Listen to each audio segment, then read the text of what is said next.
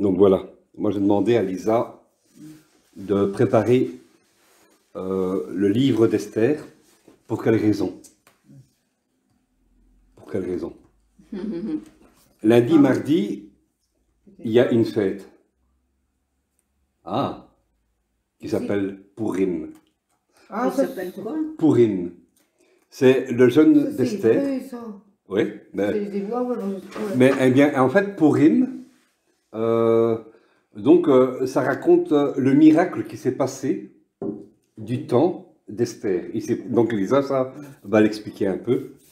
Donc il s'est passé un miracle du temps, du temps d'Esther. Esther, c'était qui? Lisa le dira. Et donc voilà, donc Purim. On appelle ça, je ne sais pas si vous avez déjà entendu parler, le jeûne d'Esther. Non. Non? Non, c'est un livre que je ne connais pas. Eh bien voilà, tu vas l'apprendre. Donc voilà, je laisse la parole à Lisa. Merci. Alors voilà, moi je trouve que le livre d'Esther, c'est un merveilleux livre parce que quand on le lit, c'est un livre qui nous encourage au final. Mais d'abord, on va présenter qui est Esther. Donc Esther, en fait, elle s'appelle Hadassah, Ouais. mais elle est plus connue sous le nom d'Esther. Et donc, c'était une prophétesse. Et donc, voilà, c'était une belle jeune fille juive qui était orpheline et qui était la fille adoptive de son cousin qui s'appelait Mardoché. Mardoché. Voilà. Et donc, Esther, pourquoi elle est aussi connue? C'est parce qu'elle était devenue la reine de Perse en épousant le roi Assuérus. Ou alors Xerxès Ier, excusez-moi, je ne sais pas prononcer. Xerxès? Xerxès, voilà, premier. Ah oui, Xerxès. Voilà. Donc, Esther, comme l'a expliqué papa, elle est célébrée lors de la fête de Purim. Et donc, oui, évidemment, c'est hébreu parce que, voilà, Esther, elle était juive. Donc, voilà, c'est pour ça. Donc, voilà. Donc, la première chose qu'on remarque en lisant le livre d'Esther, c'est que le nom de Dieu n'y est pas mentionné. Et il n'est pas mentionné du tout dans le livre d'Esther. Mais, en fait... On ne fait aucune référence. Voilà, c'est ça. On ne fait aucune référence au nom de Dieu. Mais quand on regarde bien entre les lignes, on se rend compte que Dieu, il est là. Il est présent dans le livre d'Esther. On le voit à chaque page du livre d'Esther à travers ses actions, à travers les actions de Dieu. Et ces actions, elles sont, on va dire, déguisées. Voilà, elles sont déguisées. Parce que Dieu, il utilise des circonstances et des personnes préparées à l'avance par lui, qui sont préparées par le Seigneur. Et ça, c'est quelque chose qu'on ne voit pas seulement dans le livre d'Esther. On le voit aussi, par exemple, dans le livre, par exemple, pas dans le livre, dans l'histoire, pardon, de Joseph en Égypte. Où là aussi, Dieu, il agit en utilisant des personnes et des circonstances. Et donc, voilà, il y a sûrement des personnes qui l'ont vu dans leur vie, ces choses-là, qui ont vu Dieu agir à travers d'autres personnes. Moi, je l'ai vu, papa, il l'a vu, voilà. En parlant de Joseph, hein, oui. Par exemple, si Joseph n'avait pas été vendu par ses frères, il y a eu une famine. Il y allait avoir une, il y allait avoir une famine en Égypte. Oui. Et Dieu l'a averti. Et donc lui, donc Dieu a utilisé Joseph en Égypte, et l'Égypte n'a pas souffert de la famine. Non. Mais cette chose-là, tu sais qu'en Canaan, là où étaient son père, ses frères, tout ça, il y a eu une famine. Ils ont été obligés d'aller en Égypte, et ça les a sauvés de la faim. Ça, je connais un peu. Hein, tu vois, donc voilà. Donc Dieu utilise ces circonstances. Joseph, on connaît bien. Ah, j'ai bien expliqué? Voilà, Voilà, c'est amen. ça. Et donc, donc voilà, on va revenir dans le livre d'Esther. Donc, le livre d'Esther, il commence par la chute de la reine Vashti. Voilà, c'est comme ça qu'elle Vasti, s'appelle. ouais. Oui, bah, Vashti. Vasti. Et qui la remplace alors? Ah, une petite coquine, elle se doute. Hein. Et donc voilà, mais donc c'est la chute de la reine Vasti. Et le roi, il cherche une nouvelle reine. Et Esther. Et voilà. Donc en qui va-t-il trouver sa nouvelle reine? En Esther, comme l'a dit Jacqueline. Et donc ceci, c'est le premier événement hein, qui va se dérouler dans le livre d'Esther. Hein, parce que dans le livre d'Esther, je trouve que c'est quand même un livre qui est assez riche en événements. Et donc ceci, voilà, c'est le tout premier événement qui va se passer dans ce livre-là. Et donc Esther, elle a été élevée par son cousin Mardoché. Et pendant le concours, pour savoir qui serait la reine, Mardoché, il était assis à l'extérieur du palais. Et qu'est-ce qu'il s'est passé, papa? Vas-y, explique. Que papa connaît. Vas-y, qu'est-ce qu'il s'est passé? Oui, donc le Je fais roi... participer tout le monde. Le roi, il cherchait après une belle femme. Oui. Et quand il a vu Esther, Ah, voilà, Voilà. parce que c'était une belle Voilà. femme. Esther était... Donc il a remarqué sa beauté. Voilà. Elle était très belle. Donc il cherchait de belles femmes dans tout le royaume, une belle femme. Oui, Donc il fallait que cette femme la flash, quoi. Oui. Ah, et il est passé à côté d'Esther et Il l'a choisi. c'est elle qui devait remplacer La reine. la reine Vasti. Voilà. C'est ça ce que je dis? Non, je voulais... Non, ce n'était pas ça, mais ce n'est pas grave. On a compris. Donc voilà, mais donc Mardoché, il était assis à l'extérieur du palais. Et qu'est-ce qu'il s'est passé? Si j'ai demandé, si j'ai posé la question à papa, c'est parce que lui connaît le livre d'Esther. Mais donc ce qui s'est passé, c'est que Mardoché, il a surpris qu'il y avait des eunuques qui étaient en train de conspirer contre le roi. Voilà, tout simplement. Il y avait un complot qui était en train de se former. Donc, qu'est-ce qu'il a fait? Il en a informé Esther. Et Esther, à son tour, elle en a informé le roi au nom de Mardoché. Et donc, les conspirateurs, ils ont été trouvés, ils ont été exécutés. C'est ça. Et malheureusement, voilà, il a quand même déjoué un complot contre le roi, ce n'est pas rien. Mais pourtant, rien n'avait été fait pour honorer Mardoché, si ce n'est d'écrire à propos de cet événement dans les chroniques du royaume. Et donc ceci, on peut le lire dans Esther chapitre 2, le verset 19 à 23. Okay.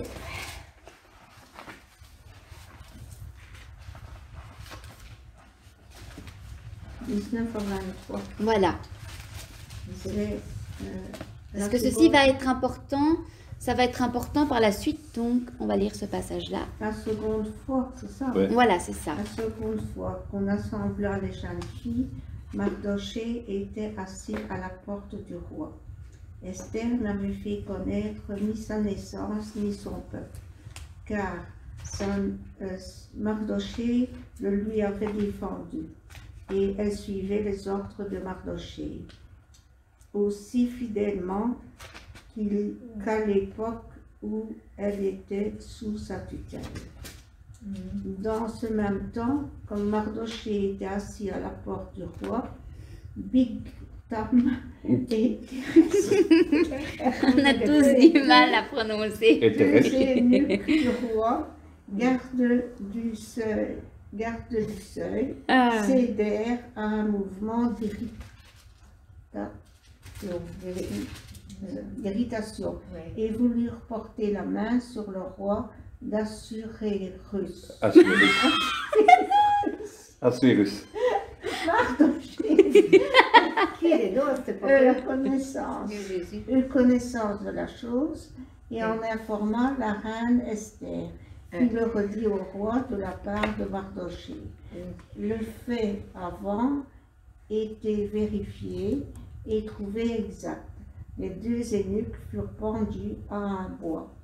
Et cela fut écrit dans les livres des chroniques en présence du roi. Voilà. Donc voilà, ça c'est le deuxième événement.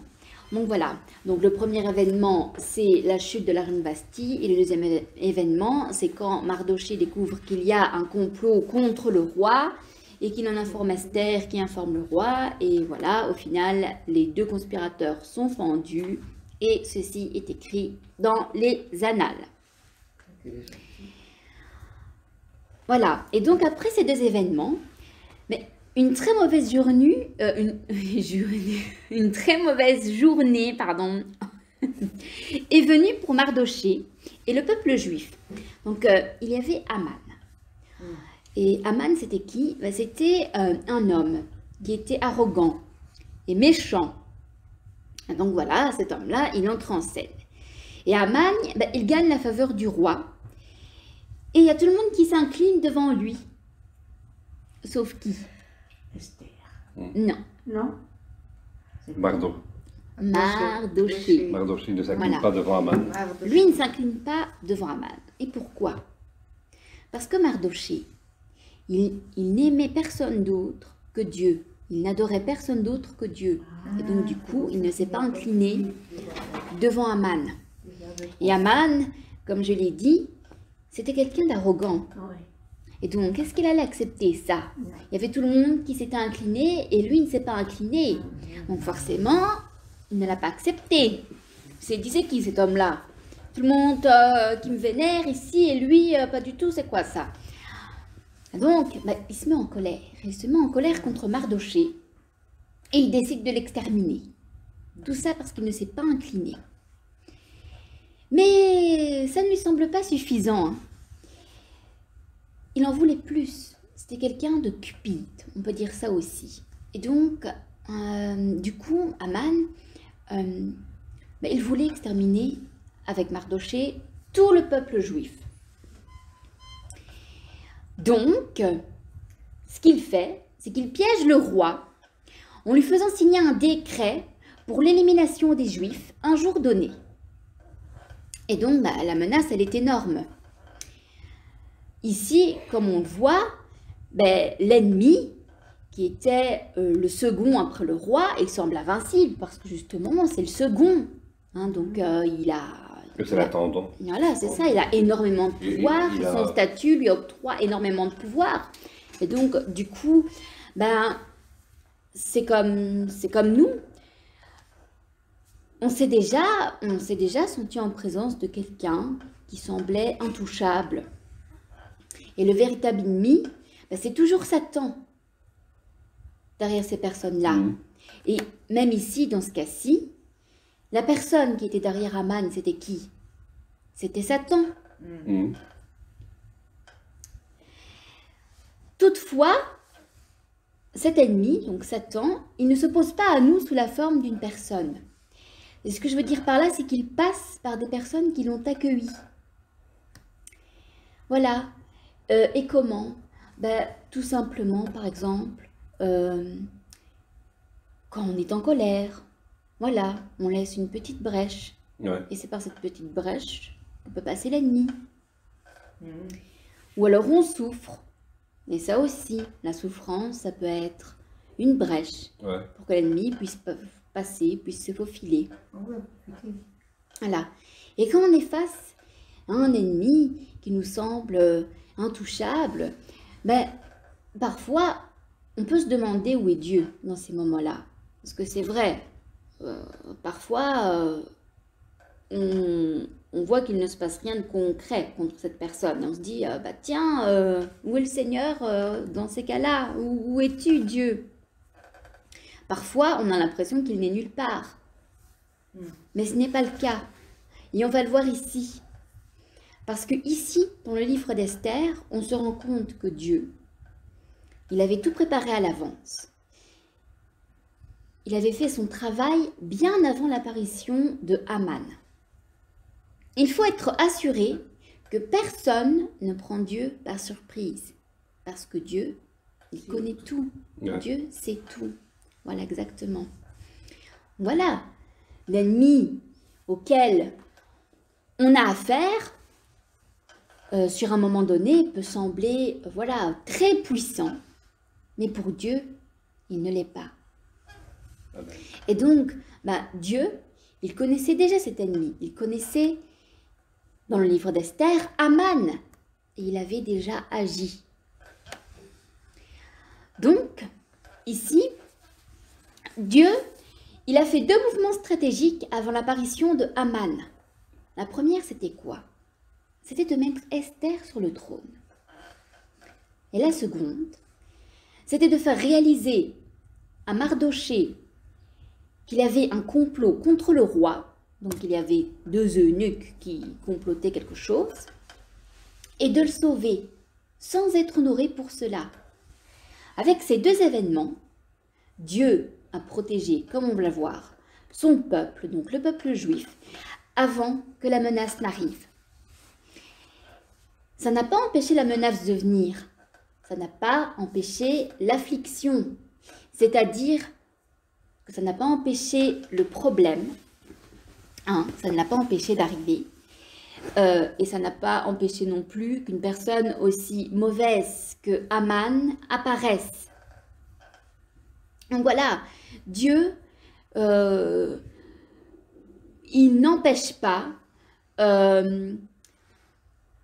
que des gens s'attaquent à des innocents. Il n'empêche pas ça. Non. Mais ça ne signifie pas forcément que ces personnes vont gagner au final. Même si ça semble assez fou d'y croire par moment. Et donc, lorsque Aman fut signé le décret d'extermination des Juifs, il semblait invincible, parce qu'il était le second du roi. Et donc, on se demande qui pouvait lui résister.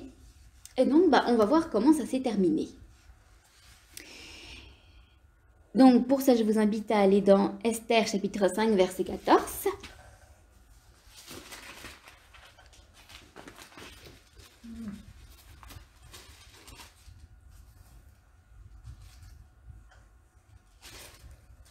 Voilà. 14. Voilà. Mon Dieu. Je lis? Ouais, vas-y. J'arrête sa femme, Vas-y Angela. parce que j'arrête sa femme et tous ses amis lui dire qu'on prépare Ah, bon. un bois Qu'on prépare un bois Oh, de 25 mètres. de 50 coudées. ouais. Attends, et demain matin, c'est ça? Ça, je vais lire. Oui, parce que tu trouves. Mais c'est pas Sa femme Zeresh et tous ses amis lui suggérèrent alors fait préparer une potence de 25 mètres. Donc ça fait combien? 50 coudées. Ça fait 25 mètres. Donc tu as le chiffre. Donc de 25 mètres de haut. Et demain matin, demande au roi qu'on y pente Mardochée. Tu pourras ensuite accompagner dans la joie le roi au banquet. Aman trouva le conseil bon et fit préparer la potence. Voilà. Donc, C'est pas heureux. qu'est-ce qu'on voit ici? On voit que Aman, dans son arrogance, est allé préparer une potence pour y pendre Mardochée. Voilà. Mais Dieu, il était déjà en mouvement. Et il n'a jamais cessé d'être en mouvement, puisqu'on sait que c'est lui qui a placé Esther sur le trône et que c'est lui qui a mis Mardochée sur le chemin des 2 eunuques comploteurs.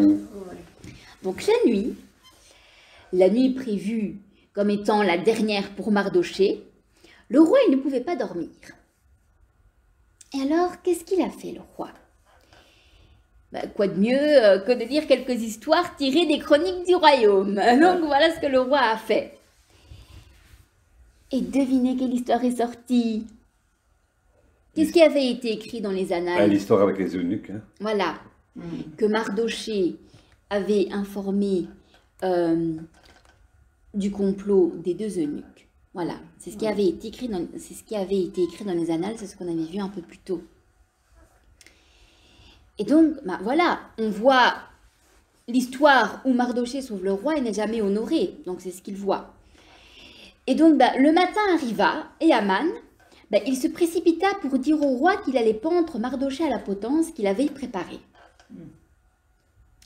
Mais le roi, il a parlé le premier, demandant ce qu'il ferait pour honorer quelqu'un. Dans son arrogance, Aman pensait que le roi voulait l'honorer lui. Il a donc proposé un certain nombre de choses extravagantes pour honorer cette personne nommée par le roi. Et en fait, il ne se doutait pas que les choses extravagantes qu'il était en train de commander, finalement, ça se retournerait contre lui. Donc, voilà. Donc, si Mardochée, excuse-moi,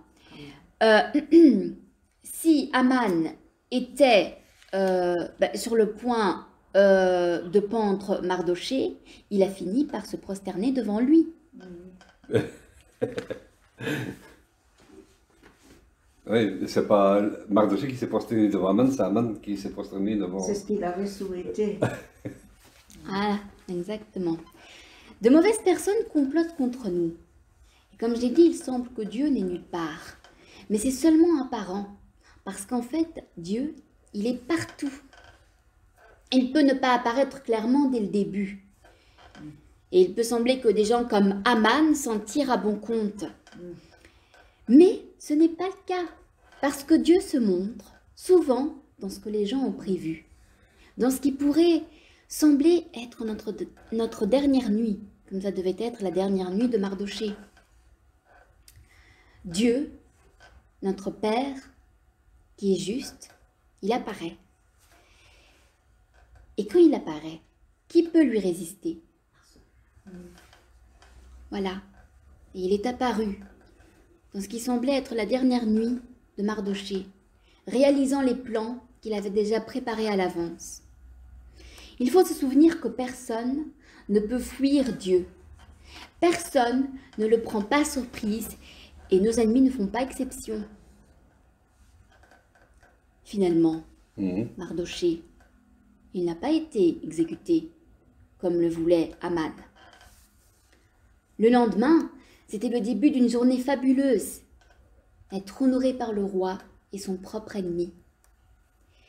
Mais qu'est-il advenu du décret que le roi avait signé sous la direction de Aman pour exterminer les Juifs? Malheureusement, ce décret il était toujours valable.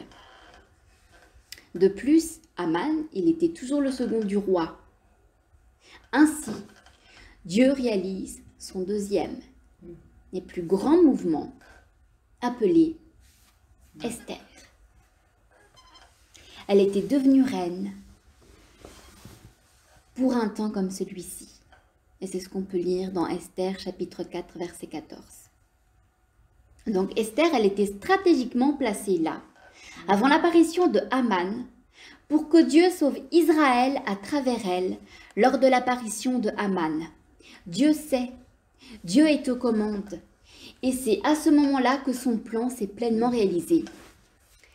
La reine, donc Esther, elle décide d'agir et invite le roi à un banquet. Et là, elle lui parle du complot d'Aman. Le roi, il est en colère contre lui. Et quand les rois étaient en colère à cette époque, il n'y avait pas de bonnes nouvelles pour celui contre qui le roi était en colère.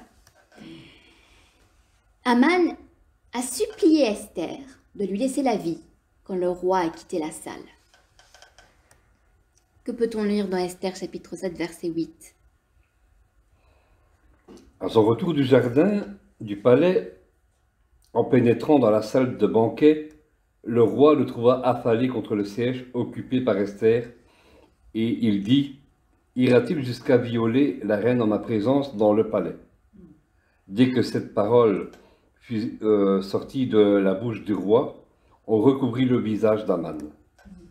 Voilà. Et puis, quelqu'un à proximité a informé le roi qu'Aman prévoyait de pendre Mardochée. Le roi n'en avait plus besoin. Il ordonna immédiatement qu'Aman soit pendu à la potence qu'il avait préparée pour Mardochée.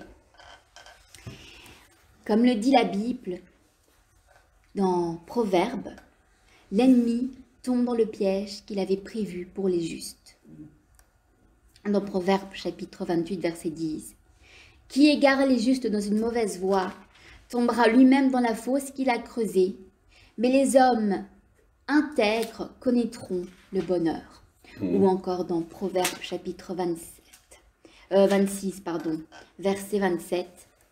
Celui qui creuse une fosse y tombera lui-même, et la pierre revient sur celui qui la roule. Celui qui raconte des mensonges est ceux qu'il blesse.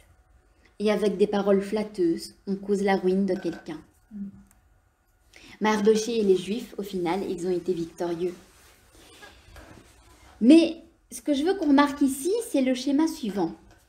Dieu, il n'a pas travaillé au premier plan, en faisant des miracles pour que Haman ou le roi les voit, qu'il voit ces miracles. Comme je l'ai dit, son nom, il n'est même pas mentionné dans le livre d'Esther. Dieu, ce qu'il a fait, c'est qu'il a travaillé en coulisses. Ouais. Et quel travail incroyable il a fait! Avant qu'Haman n'apparaisse sur la scène, il avait déjà fait d'Esther une reine. Et il avait fait en sorte que Mardochée sauve le roi d'un complot. Gardons les honneurs pour plus tard. Quand Haman est apparu, Dieu ne l'a pas empêché de comploter et de menacer les Juifs.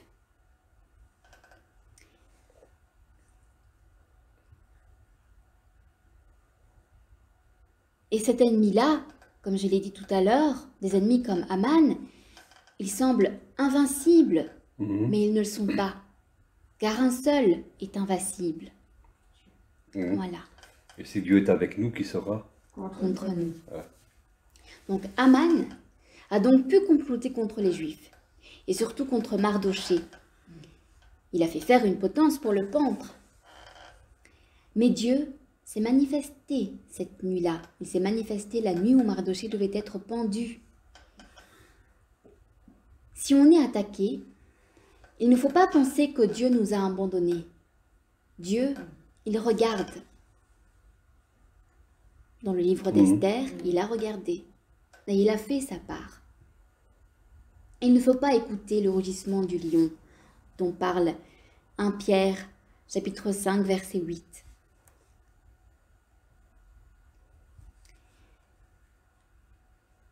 Il faut être en paix et voir la délivrance du Seigneur. Elle peut venir à la dernière minute, de même que le Seigneur est apparu la nuit où Mardochée devait être pendu, en emportant le sommeil du roi et en lui apportant les bonnes chroniques, celles où l'acte de Mardochée et le bien qu'il avait fait au roi ont été consignés. Haman n'a pas réussi à pendre Mardochée, mais il a dû l'honorer sur l'ordre du roi. Puis, Haman, il a dû supplier la reine pour sa vie, et c'était trop tard. Il est tombé dans le piège qu'il avait lui-même tendu à Mardochée. Il est mort en disgrâce, et la même chose est arrivée à sa famille. Son poste a été donné à quelqu'un d'autre. À qui? À celui qui honorait Dieu. À Mardochée. Voilà, à Mardochée. Ouais, tout à fait. Donc voilà. Ici, j'ai fait ce message autour du livre d'Esther pour que les gens puissent prendre courage en connaissant cette histoire. Tout comme Dieu travaillait avec Esther, il travaille aussi dans notre vie. Il ne nous a pas abandonnés. Et c'est ce qu'on peut lire dans Hébreux, chapitre 13, verset 5. Que votre conduite ne soit pas guidée par l'amour de l'argent. Contentez-vous de ce que vous avez présentement, car Dieu lui-même a dit, « Je ne te laisserai pas. Non, je ne t'abandonnerai jamais. » Dieu ne nous abandonne pas. Amen. Ici, Dieu a fait son travail. Et on voit que c'était tout simplement incroyable et que personne ne peut le prendre par surprise. Même s'il y a des circonstances devant nous qui peuvent nous terrifier, ben nous devons toujours croire que Dieu va agir pour nous. Voilà. On est sincère. Voilà. Donc Dieu utilise des circonstances. Hein. Tu vois, c'est ça que je dis, le bien que tu as fait il y a peut-être 20 ans. Donc tu as fait du bien à quelqu'un il y a 20 ans. Eh bien, ça peut... on va s'en souvenir du bien que tu as fait. On va se souvenir du bien. Et c'est ce qui s'est passé avec le roi Ahasverus, hein, quand il est allé relire les annales, et puis qu'on était prêt à mettre Mardochée sur la potence, il est allé relire les annales. Et ben, le roi, il voit que, mais en fait, Mardochée avait sauvé le roi. Maintenant, après, c'est à son tour à faire un geste. Tu avais fini, hein? Ouais, j'ai fini. Une belle histoire. Et imaginez ceci que c'est à ce moment-là que c'est pas nous, hein, c'est pas les chrétiens qui fêtons la fête de Pourim, mais c'est le sens qu'il y a tout autour. Donc c'est comme l'explique Lisa, Dieu peut utiliser des circonstances et parfois ce que nous faisons aujourd'hui, ben, 20 ans plus tard, ça pourra avoir des conséquences, hein, bénéfiques. Je veux dire, nous devons toujours le plus possible et autant que possible faire le bien. Faire le bien. Et c'est comme ça que Mardochée a mis à terre Aman. Et nous, c'est comme ça que nous mettrons Satan à terre. Les plans qu'il fait contre nous vont être déjoués. Et savez-vous, dans la tradition, ce que l'on fait quand on prononce le nom Aman? Non. Et ça a été... Tape des pieds. On tape des pieds. Donc chaque fois que le nom... Donc en fait, à Pourim, on lit tout le livre d'Esther. Oui. Donc tu vas dans une assemblée, tu vas à la synagogue, ou même dans les assemblées messianiques. Oui. Donc à Pourim, on lit le livre d'Esther, tout le livre d'Esther. Chacun y passe et donc on lit des versets. Donc toute l'assemblée lit les versets. Et quand on sort un nom, Aman, qu'est-ce qu'on fait? Tape des pieds. On tape des pieds, on prend des casseroles, on tape, on fait le plus de bruit possible pour que personne n'entende son nom. Ah oui. Hein, on siffle, on fait le plus de bruit possible pour que personne n'entende son nom. Parce que son nom a été maudit. Mon Dieu. On ne doit plus, donc son nom ne doit même plus, on ne doit même plus l'entendre. On ne doit plus entendre, allez, son nom ne doit plus être prononcé. Vous voyez? Est-ce que ça vous fait, hein, voilà, ça c'est la révélation directe là ici que j'ai maintenant. Ça vous fait penser à quoi ça? Donc le nom d'Aman ne doit plus être prononcé. Ben, imaginez que des tas de gens disent, ouais, j'ai des attaques, là, mais hein, donc ils prient, donc quand on les entend parler, donc qu'ils sont tout le temps en train de prier contre, parce que on dirait qu'ils ont tout le temps des adversaires contre eux, mais en fait ils sont en train plus de glorifier le diable que Dieu. Vous voyez?